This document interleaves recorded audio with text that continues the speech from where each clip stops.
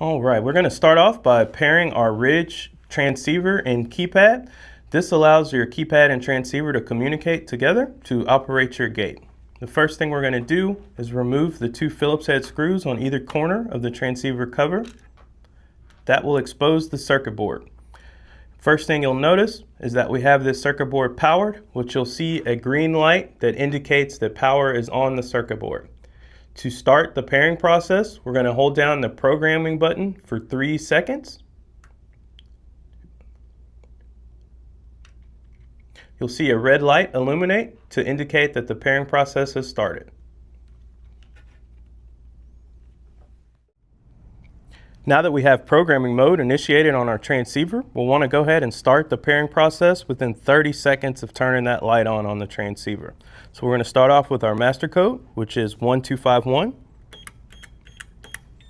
Then we're going to enter sub mode 9 for pairing. Then we're going to hit 1 for the channel that we want it to pair to, and then star to finish up that pairing process.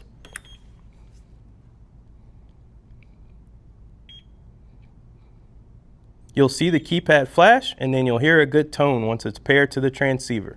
Now that we've initiated the pairing process and you enter the programming mode on your keypad, you will have seen that that red light went out, which indicates that the keypad and the transceiver are now paired.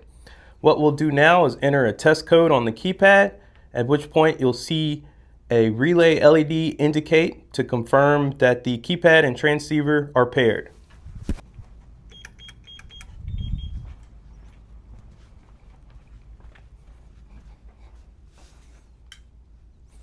Now that we've seen that relay light indicate that the keypad and transceiver are paired, you're all set.